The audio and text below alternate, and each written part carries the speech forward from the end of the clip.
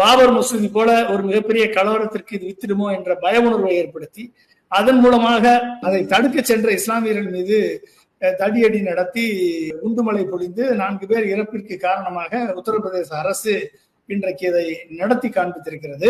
இப்படியே போனா எங்க போய் முடியும்? எங்க அதுக்கு என்ன இருக்கு? அப்ப எதுக்கு பார்லிமெண்ட் சட்டம் இயற்றி இருக்கிறது? இந்த சட்டத்தை கூட படிக்காமல் நீதிபதிகள் உத்தரவு தருகிறார்கள் என்று சொன்னால் அந்த நீதிபதிகள் மீது என்ன நடவடிக்கை? மத பிரச்சனைகளுக்கு காரணமாக நீதிமன்றங்களே அமைகிறது, எல்லாத்தையும் மாத்தணும் அப்படின்னு இறங்கினா இது ஒரு பர்பாரியன் ஆக்ட்.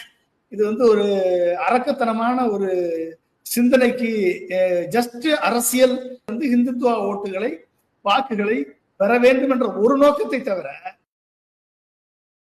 இதை ஏற்றுக்கொண்டு உச்ச நீதிமன்றம் உத்தரவு பிறப்பிக்கிறது என்று சொன்னால் அந்த நீதிபதிகள் மீத சீஃப் ஜஸ்டிஸ் நடவடிக்கை எடுக்க வேண்டாமா? சோமுட் ஆக்ஷன் எடுத்து நீதிபதிகள் இந்த ஆட்சியில் அதிகாரத்தில் இருக்கக்கூடிய இந்த நபர்களுக்கு சாதகமான தீர்ப்புகளை வழங்கி நீதி கோளை வளைத்து இவர்கள் தங்களை அதற்கு அடிமையாக்கி அதன் மூலமாக ஓய்வு பெற்ற பின்பு பதவியை பெறுவது என்பது உண்மையிலேயே வெட்கக்கேடான விஷயம். சந்திரசூட் என்ன சொன்னாரு?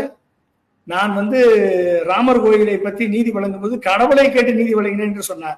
ஓய்வு வரக்கூடிய நேரம் நெருங்கும் பொழுது இதை சொல்வதற்கு காரணம் இவர் ஒரு பெரிய பதவியை மோடியிடமிருந்து எதிர்பார்த்துதான் இதை செய்திருக்கிறார். இந்துக்கள் என்று சொன்னால் ஆரியபுத்திரர்கள் தான், மற்றவர்கள் எல்லாம் இந்துக்கள் இல்லை என்று சொல்வதை நம்ம என்ன புரிந்து கொள்வது? சின்மயா தாஸ் சொல்லக்கூடியத அண்ணாமலையும் தமிழிசை சவுந்தரராஜனும் பொன்னாரும் வெளியே பேசுவாங்களா? இங்க ஆரியர்கள் தான் இந்துக்கள் என்று சொல்கிறார்கள், அதை ஏற்றுக்கொள்வார்களா?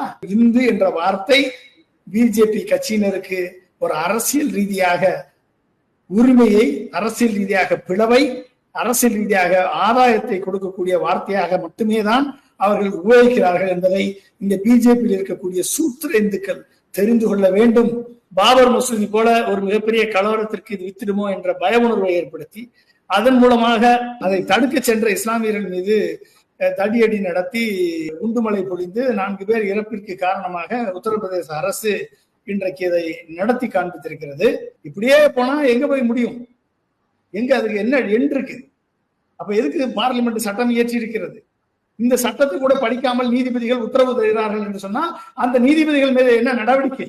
மத பிரச்சனைகளுக்கு காரணமாக நீதிமன்றங்களே அமைகிறது, எல்லாத்தையும் மாத்தணும் அப்படின்னு இறங்கினா இது ஒரு பர்பாரியன் ஆக்ட்.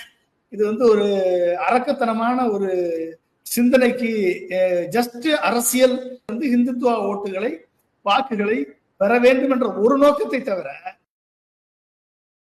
இதை ஏற்றுக்கொண்டு உச்ச நீதிமன்றம் உத்தரவு பிறப்பிக்கிறது என்று சொன்னால் அந்த நீதிபதிகள் மீத சீஃப் ஜஸ்டிஸ் நடவடிக்கை எடுக்க வேண்டாமா? சோமுட் ஆக்ஷன் எடுத்து நீதிபதிகள் இந்த ஆட்சியில் அதிகாரத்தில் இருக்கக்கூடிய இந்த நபர்களுக்கு சாதகமான தீர்ப்புகளை வழங்கி நீதி கோளை வளைத்து இவர்கள் தங்களை அதற்கு அடிமையாக்கி அதன் மூலமாக ஓய்வு பெற்ற பின்பு பதவியை பெறுவது என்பது உண்மையிலேயே வெட்கக்கேடான விஷயம். சந்திரசூட் என்ன சொன்னாரு?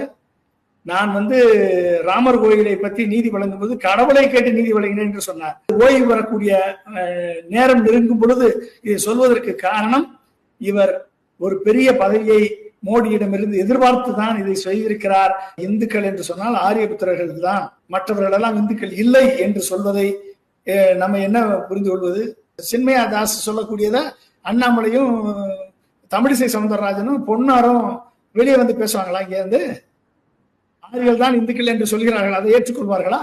இந்து என்ற வார்த்தை பிஜேபி கட்சியினருக்கு ஒரு அரசியல் ரீதியாக உரிமையை, அரசியல் ரீதியாக பிளவை, அரசியல் ரீதியாக ஆதாயத்தை கொடுக்கக்கூடிய வார்த்தையாக மட்டுமே தான் அவர்கள் உபயோகிக்கிறார்கள் என்பதை இந்த பிஜேபியில் இருக்கக்கூடிய சூத்திர இந்துக்கள் தெரிந்து கொள்ள வேண்டும்.